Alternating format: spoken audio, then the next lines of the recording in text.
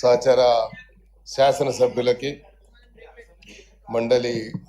శాసన మండలి సభ్యులకి, కార్పొరేటర్స్కి, అదేవిధంగా కమిషనర్ గారికి, అధికారులకి, అనధికారులకి, మీడియా సోదరులకి అందరికీ నమస్కారాలు తెలియజేసుకుంటూ, ప్రధానంగా 2-3 అంశాలు ఇప్పటికే గత 10 రోజుల నుంచి చర్చలు జరుగుతూ ఉన్నాయి. ఈ డీలిమిటేషన్ ప్రాసెస్ మొదలైనప్పటి నుండి చాలా మంది కార్పొరేటర్స్ లో ఒక ఆవేదన, ఆందోళన మాత్రం ఉంది. కాకపోతే ఎప్పుడన్నా ఏదైనా ప్రాసెస్ జరిగినప్పుడు ముందు ఇచ్చేటువంటి సమాచారం కార్పొరేటర్స్ గాని ఉంది. కానీ ఒక మాట నేను శ్రీనివాస్ యాదవ్ గారితో విభజించదలుచుకున్నాను. గతంలో కూడా 200 డివిజన్స్ చేసినప్పుడు, కార్పొరేషన్ మెర్జ్ చేసినప్పుడు ఎవరికి సమాచారం లేదు. సెక్రటరియట్ లో కూర్చొని జీవో మాత్రం వచ్చింది, ఆ జీవో కాపీ మాత్రమే మాకు వచ్చింది. We are not aware about those G O. ఇది సో జరిగింది గతంలో కూడా అలాంటి. I know I have this copy. So గతంలో కూడా జరిగాయి.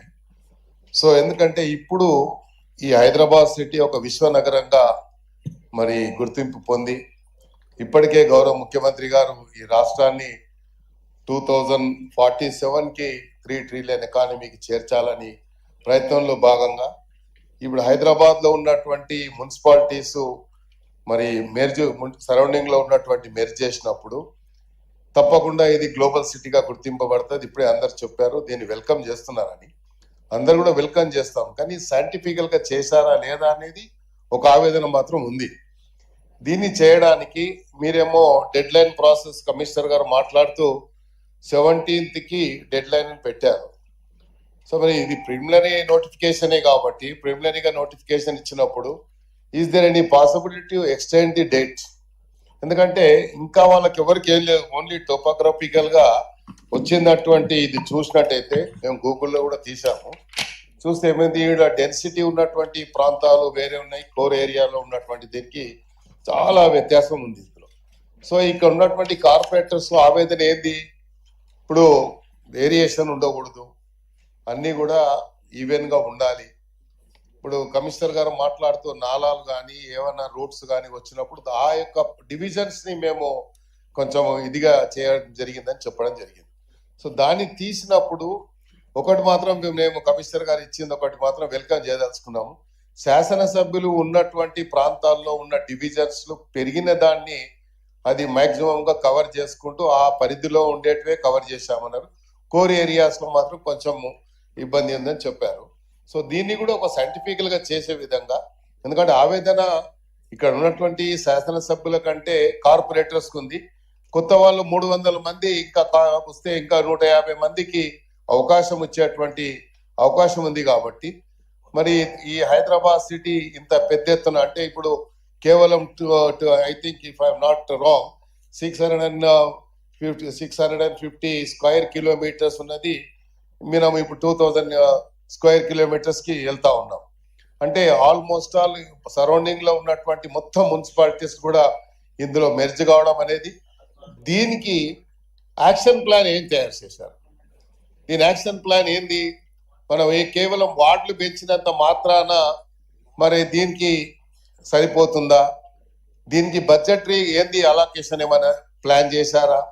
దీనికి కావాల్సినటువంటి బడ్జెట్ తో పాటు అక్కడ ఉన్నటువంటి ప్రాంతాలని అభివృద్ధికి, ఎందుకంటే హైదరాబాద్ సిటీలో మళ్ళా మనం అభివృద్ధి విషయంలో చాలా చూసినట్టయితే దీంట్లో వివిధ డిపార్ట్మెంట్స్ తో మనం కోఆర్డినేట్ చేయాల్సిన అవసరం ఉంది. ఎందుకు కోఆర్డినేట్ చేయాలి అంటే చాలా ప్రాంతాల్లో ఇంకా అభివృద్ధి చెందలేదు.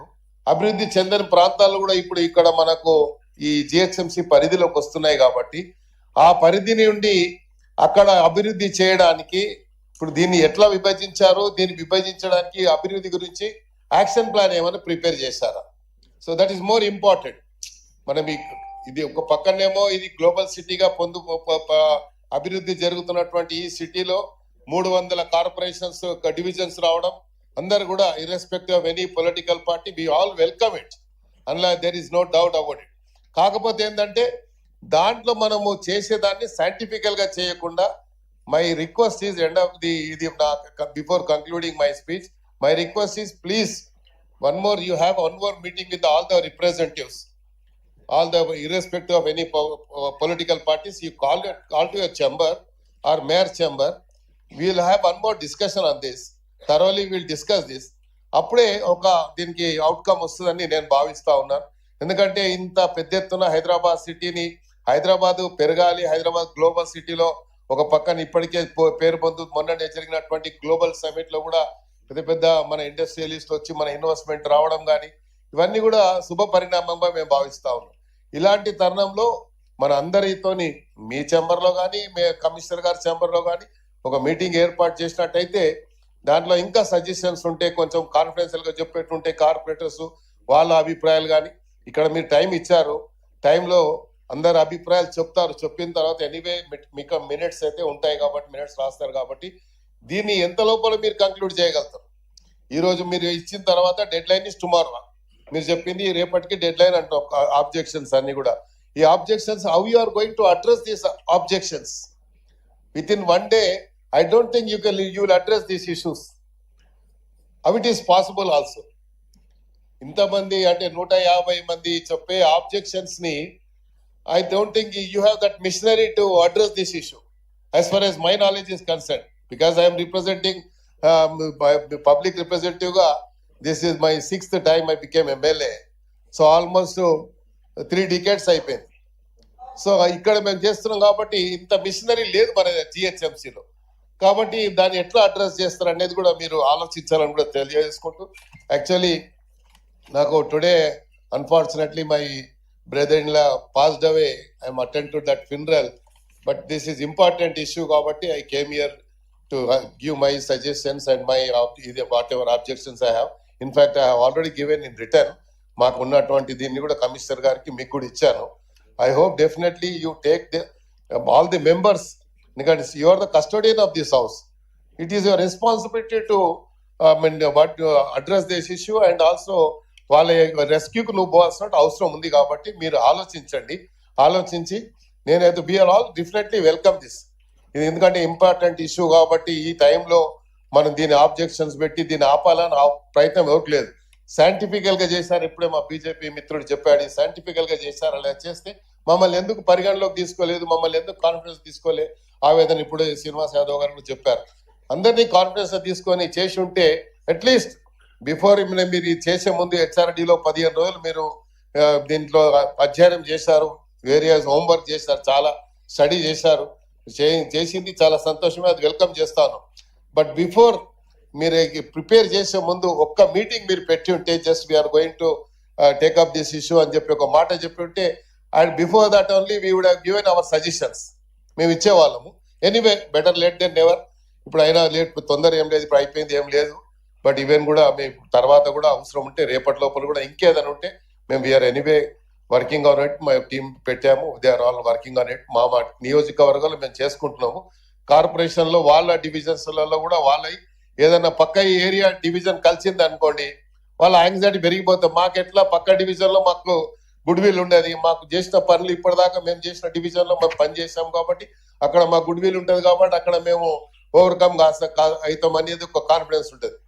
వేరే ఏరియా కలిసినప్పుడే వాళ్ళకు ఇబ్బంది వస్తుంది కాబట్టి అది కలిసే ముందు ఎలా కలుస్తుంది అనేది వాళ్ళ సజెషన్స్ ఇచ్చారు. అగైన్ మళ్ళీ ఒకసారి తీసుకోవాలని ఈ సందర్భంగా తెలియజేసుకుంటూ, ఐఎమ్ సారీ నేను నాకు వెళ్ళాలి కాబట్టి. Anybody from MIM wants to speak? Yes, Balala sir.